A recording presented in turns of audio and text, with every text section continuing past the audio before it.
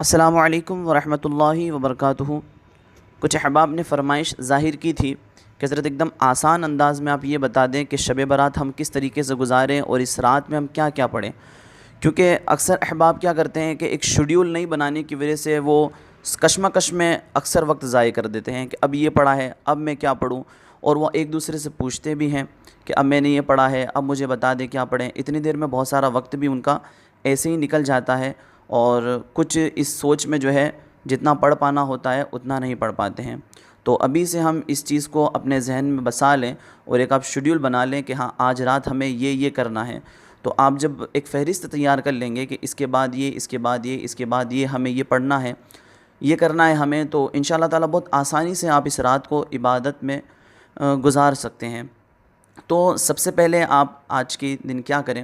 کہ عصر کی نماز کے بعد، آج ہی سے، آج 14 شعبان ہے، مغرب کے بعد 15 شعبان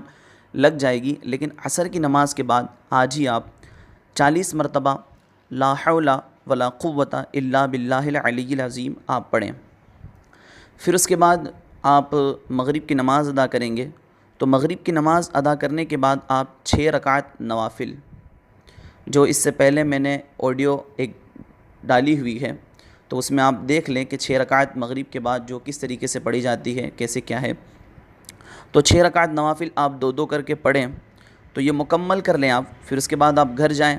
گھر جانے کے بعد آپ فاتحہ کا اہتمام کریں،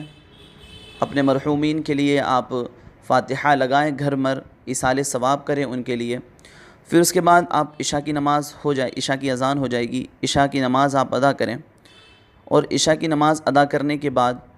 پھر اس کے بعد آپ مسجد میں ٹھہریں، اور اگر مغرب کی نماز کے بعد آپ نے یاسین شریف تلاوت نہیں کی ہے تو آپ، کیونکہ مغرب کی نماز کے بعد اتنا وقت رہتا نہیں ہے، اور اکثر احباب جو ہے وہ 6 رکعت نماز ادا کرنے کی وجہ سے جو ہے ایک ایک مرتبہ یاسین شریف ہر 2 رکعت کے بعد پڑھتے ہیں، تو کافی وقت لگ جاتا ہے انہیں، تو وہ 21 مرتبہ سورہ اخلاص اس وقت پڑھ لیتے ہیں کچھ احباب۔ تو اب یاسین شریف جنہوں نے نہیں پڑھی ہے تو وہ عشاء کی نماز کے بعد 3 مرتبہ یاسین شریف تلاوت کریں۔ یاسین شریف تلاوت کرنے کے بعد پھر اس کے بعد وہ سورہ دخان کی 3 مرتبہ تلاوت کریں، اور اگر سورہ دخان مکمل 3 مرتبہ نہیں پڑھ پاتے ہیں تو کم از کم اس کی ابتدائی 8 آیتیں جو ہے وہ 30 مرتبہ تلاوت کر لیں۔ یہ تلاوت کرنے کے بعد پھر اس کے بعد آپ اگر قبرستان جانا چاہتے ہیں، نہیں تو پھر اس کے بعد آپ ایک دن کی قضائے عمری ادا کریں، وہیں پر آپ مسجد ہی میں آپ بیٹھے ہوئے ہیں، ایک دن کی، کم سے کم ایک دن کی آپ قضائے عمری جو آپ کی نمازیں پہلے فوت ہو چکی ہے وہ آپ ادا کریں۔ فجر، ظہر، عصر، مغرب، عشاء، یہ آپ ایک دن کی قضائے عمری ادا کریں۔ پھر اس کے بعد اگر آپ کو قبرستان جانا ہے تو آپ قبرستان جائیں، اور قبرستان جانے کا طریقہ بھی بہتر یہی ہے چونکہ آپ مسجد سے باہر نکلے باوضو ہیں آپ، تو بغیر کسی سے آپ فالتو گفتگو کرتے ہوئے آپ اچھے سے درود شریف پڑھتے ہوئے آپ قبرستان تک جائیں، تاکہ آپ راستے میں بھی جو ہے درود شریف پڑھتے ہوئے آپ جائیں۔ جب قبرستان پہنچیں اس کے بعد آپ مرحومین کو جو بھی آپ کو یاد ہے، دعائیں ہیں، صورتیں ہیں، وہ آپ پڑھیں اور مرحومین کو ایصال ثواب کریں۔ قبرستان میں داخل ہوں، طریقے سب کو پتہ ہے کہ السلام علیکم یا اہل القبور آپ کہہ کر کے داخل ہوں، پھر اس کے بعد آپ دعائیں کریں، ایصال ثواب کریں۔ پھر جب آپ واپس نکل جائیں تو کچھ احباب ہمارے مزارات پر بھی جاتے ہیں،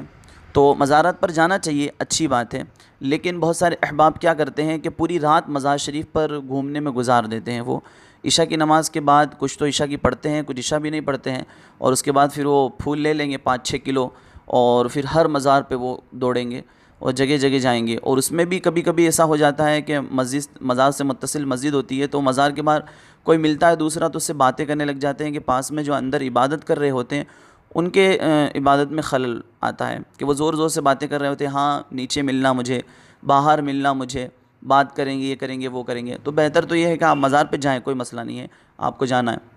ایک مزار پر آپ نے حاضری دی، پھر وہاں پر بھی آپ کوشش یہ کریے کہ مسجد ہے تو مسجد میں آپ جا کر کے قضائے عمری ادا کریں، آپ نماز پڑھیں، وہاں پر ذکر و اذکار کریں آپ، پھر اس کے بعد آپ صاحب مزار کی بارگاہ میں حاضری دیں اور وہاں پر جو ہے ایصال ثواب کریں، پھر دعائیں کریں آپ، یہ بہت اچھا طریقہ ہے۔ پھر آپ جب دوسرے مزار پہ جانے لگیں تو وہیں سے آپ درود شریف پڑھتے ہوئے جائیں، دوسرے درود شریف پڑھتے ہوئے وہاں پر پہنچیں، وہاں پر بھی آپ کوشش کریں کہ جا کر کے پہلے جو ہے نماز ادا کریں آپ، کچھ قضا جو نمازیں آپ کی وہ ادا کر لیں آپ، پھر اس کے بعد آپ حاضری دیں، تو اس طریقے سے آپ کی عبادت بھی ہوتی رہے گی، مزارات پر حاضری بھی ہوتی رہے گی، تو یہ ایک اچھا طریقہ ہے۔ پھر اس کے بعد آپ جب ان سے فارغ ہو جائیں تو پھر اس کے بعد واپس آپ مسجد کا رخ کریں اور مسجد میں آپ داخل ہو جائیں۔ پھر مسجد میں آپ آنے کے بعد آج کی شب میں جو ہے دعائے حضرت یونس علیہ السلام پڑھنا بہت مؤثر ہے، تو اس رات کے لیے بہت مجرب ہے یہ۔ تو آج کی شب جو ہے لا الہ الا انت سبحانک انی کنت من الظالمین،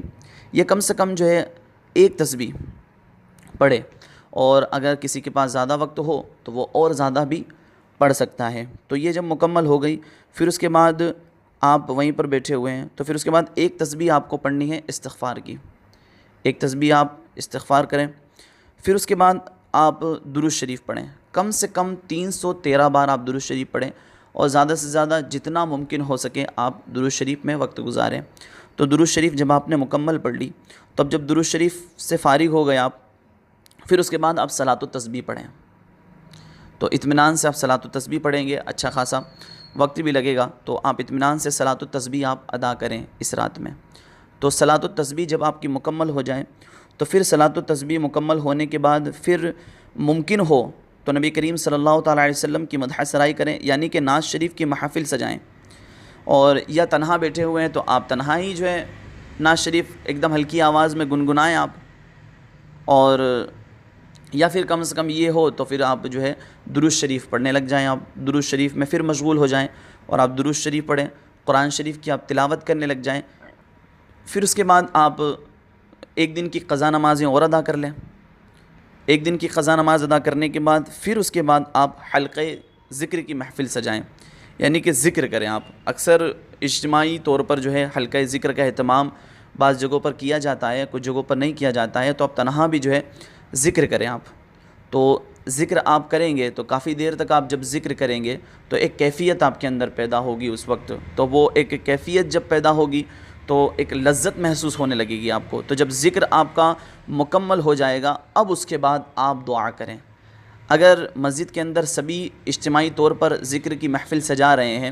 تو بہت اچھی بات ہے، پھر اس کے بعد اجتماعی طور پر دعا کریں کہ وہ وقت سبحان اللہ قبولیت کا ہوگا، اور اجتماعی طور پر دعا ہوگی تو یقیناً جو ہے وہ دعائیں قبول ہوتی ہیں۔ تو پھر اس کے بعد جو ہے اجتماعی طور پر جو ہے آپ سب دعا کریں، اجتماعی طور پر دعا کریں اپنے گناہوں کے لیے، اپنے گناہوں سے نجات کے لیے، کہ ہم سے جانے انجانے میں بے شمار گناہ سرزد ہوتے ہیں، تو ہم ان سے اللہ رب العزت کی بارگاہ میں سچے دل سے توبہ کریں، اور سچے دل سے توبہ کریں ہم، اور پھر دعائیں کریں ہم آج کی شب کے وسیلے سے، اللہ کے رسول صلی اللہ تعالیٰ علیہ وسلم کے وسیلے سے ہم دعائیں مانگیں، یقیناً ہماری دعائیں قبول ہوں گی۔ اور ہماری مائیں بہنیں جو گھروں پر رہتی ہیں تو وہ بھی اس چیز کا اہتمام کر سکتی ہے، وہ بھی کر سکتی ہے، کیا وہ کرے، گھر پر بھی وہ جو ہے اس چیز کا اہتمام کریں، نہ کہ یہ ہے کہ صبح سحری کی وجہ سے اکثر عورتیں جو ہے وہ سحری بنانے کے چکر میں آدھی رات تو گزار دیتی ہے وہ، کہ ہاں ہمیں سحری تیار کرنی، یہ کرنی، کیا ضرورت ہے، آپ وہ مبارک رات آپ کو ملی ہے، آپ کھانے پکانے میں پوری زندگی گزار دیتے ہو، آج بھی آپ کھانے پکانے میں پوری رات گزار دیں گے، تو آپ تو کوشش یہ کریں کہ عبادات میں مصروف ہو جائیں۔ اور وہ ہماری مائیں بہنیں جو ایام مخصوصہ میں ہیں، یعنی کہ حیض و نفاس میں ہیں وہ، تو انہیں چاہیے کہ وہ بھی جو ہے درود شریف کی کثرت کرے، پھر بیٹھ جائے وہ مصلی پر وضو بنا کر کے، اور نماز وغیرہ تو پڑھیں گی نہیں تو کم سے کم یہ ہے کہ وہ جو ہے ذکر و اذکار کریں، درود شریف پڑھیں، اور پھر اس کے بعد اللہ رب العزت کی بارگاہ میں سچے دل سے اپنے گناہوں سے توبہ کرے، اور جو ہے دعائیں مانگے، یقیناً ان کی دعائیں بھی قبول ہوں گی۔ تو یہ ایک کوشش کریں آپ کہ یہ ساری چیزیں جو ہے بہت مختصر انداز میں نے آپ کو بتائی ہے، اگر یہ شیڈیول آپ بناتے ہیں تو رات بھر آپ عبادت میں بہت آسانی سے آپ گزار سکتے ہیں، اور اس بابرکت شب کے فیوز و برکات آپ حاصل کر سکتے ہیں۔ السلام علیکم ورحمۃ اللہ وبرکاتہ۔